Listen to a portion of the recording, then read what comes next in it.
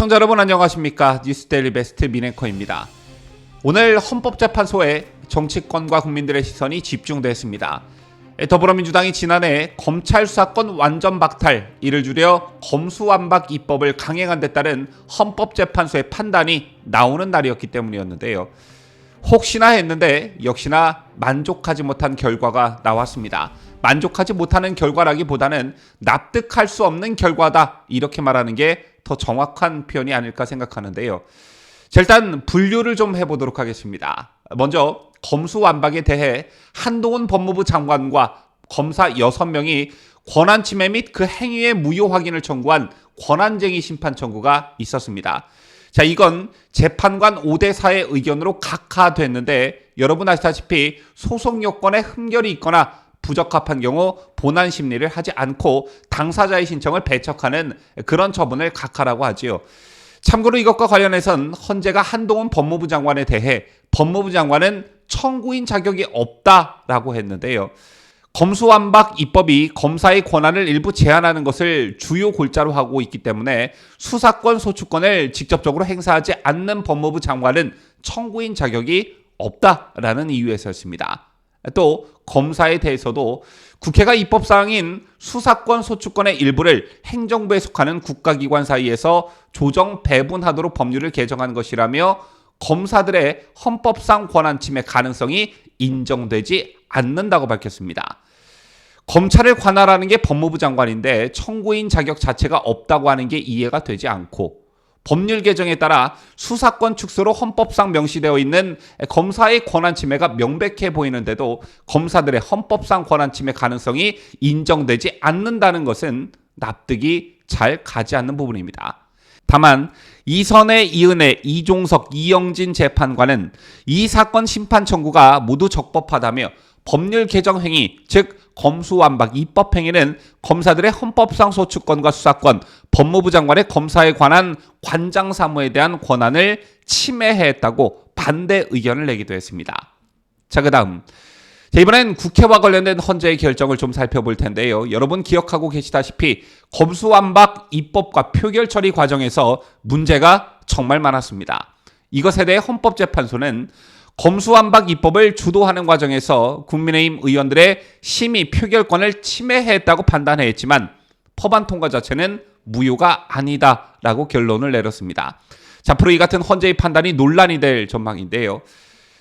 민주주의를 말할 때 꼭 등장하는 것이 절차와 과정이라는 단어입니다. 그런데 오늘 헌재는 과정과 절차의 문제를 인정했지만 그 결과에 대해선 정당성을 인정했습니다. 이 같은 결정은 물건은 훔쳤지만 절도죄는 아니다, 이런 말과 같은 것인데요. 조금 더 세부적으로 보면 유상범 전주의 국민의힘 의원이 국회 법제사법위원장을 상대로 제기한 권한쟁의 심판 청구는 재판관 5대4의 의견으로 인용됐지만 검수완박법을 가결 선포한 국회의장을 상대로 낸 권한쟁의는 재판관 5대4 의견으로 기각됐습니다. 또한 법사위원장의 가결 선포 행위에 대한 무효 확인 청구도 5대4로 기각됐는데요. 다시 한번 강조해서 말씀드리지만 물건은 훔쳤지만 절도죄는 아니다, 이런 것과 똑같은 것입니다. 자, 본론으로 들어가 검수완박이라는 것을 다시 한번 상기해 보도록 하겠습니다. 지난해 4월 민주당은 의원총회를 열고 검찰의 수사권과 기소권을 완전히 분리하는 법안을 4월 임시국회에서 처리키로 하면서 이를 당론으로 채택했습니다.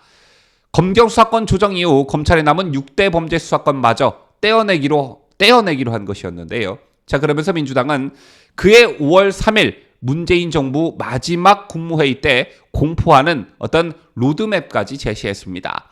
하지만 그때 당시 매우 이례적인 모습이 표출이 됐는데, 그게 뭐냐? 같은 좌파 성향 정의당은 물론 민변 그리고 참여연대까지 반대 또는 속도 조절을 주장하며 사실상 반대 입장을 표명했습니다. 당시 정의당은 시기도 방식도 내용도 동의하기 어렵다라고 했고요. 민변은 검수완박이 아무리 올바른 방향이라 하더라도 여러 가지 검토가 필요하다며 역시 속도 조절을 요구했습니다. 참여연대 역시 지금은 검경수사권 조정을 안착시키는 것이 먼저라며 검찰개혁 관점에서 수사기소 분리는 논의될 수 있지만 이는 대단히 복잡한 영역이니만큼 충분한 논의와 협의가 있어야 한다라고 지적했습니다. 검경 수사권 조정 안착이 먼저이고 수사 공백을 채울 대안부터 먼저 마련해야 한다는 그런 주문이었죠. 그도 그럴 것이 그때 나왔던 말이 중대범죄수사청 뭐 이런 것이었는데 이런 것에 대한 충분한 논의 없이 먼저 수사권부터 박탈하고 이걸 어디에 넘길지는 차후에 논의하겠다는 게 민주당의 이해할 수 없는 행태였습니다. 검수완박의 문제는 국가 형사사법체계의 근간을 변경하는 것입니다. 70년 이상 정착해온 제도의 근간을 변경하려면 그 문제점과 보완책까지 완벽하게 마련한 후에 입법을 추진하는 것이 상식이겠으나 민주당은 뭐가 그렇게 급했는지 일사천리로 검수완박을 밀어붙였습니다. 그래서 어떻게 됐죠? 검수완박을 밀어붙인 민주당은 대선 패배 3개월 만에 지방선거에서 또 대패했습니다. 대선 땐 0.73% 차였지만 2달 반 사이 격차가 더 벌어졌고 호남 지역만 빼고 주요 시도지사, 광역의원, 기초의원 후보들은 거의 전멸하다시피 했습니다. 패배는 예견된 일이었죠. 대선에서 저 정권을 잃은 뒤 민주당은 성찰하고 혁신하겠다라고 했지만 한 달도 안 돼 검수완박부터 꺼내들었습니다. 압도적 의석을 앞세워 문재인 정권과 이재명의 비리수사를 막겠다는 그런 포석이고 계산이었지요. 법조계와 시민단체, 국민 다수가 반대했지만 이에 아랑곳하지 않았고 의원 위장 탈당과 회기 쪼개기 등 온갖 편법을 전부 다 동원했습니다. 공수처법, 선거법, 임대차 3법 등 입법 폭주로 5년 만에 정권 교체를 당하고도 판성 없는 모습에 국민들은 지방선거에서 또 회초리를 들 수밖에 없었던 것입니다. 결과적으로 검수완박은 모든 면에서 매우 부적절한 그런 법안이었습니다. 일단 그 의도가 순수성을 잃었다는 점을 꼽을 수가 있는데 지네들이 정권을 잡은 5년 내내 가만히 있다가 정권이 바뀌고 자신들의 비위가 드러날까봐 결국 고안해낸 게 바로 검수완박이었고요.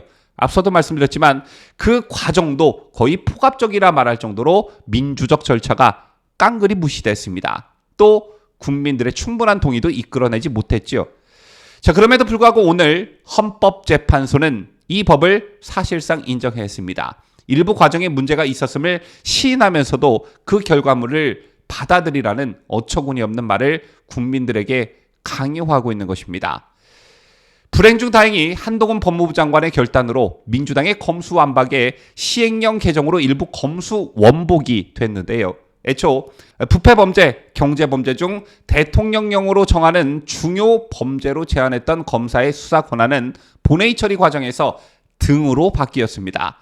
자, 이 한동훈 장관이 과감히 틈새를 노렸고 결국 부패범죄와 경제범죄를 재분류해 검찰 수사 범위를 2020년 개정 법률 상태로 돌려놨습니다.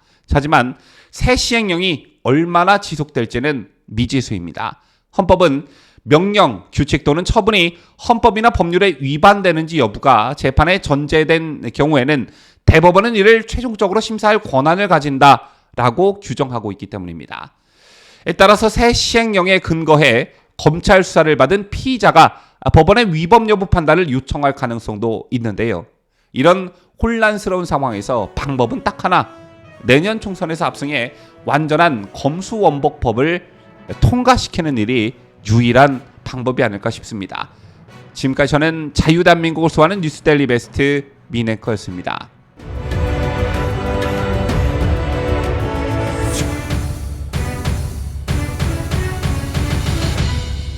함께해요. 뉴스데일리 베스트.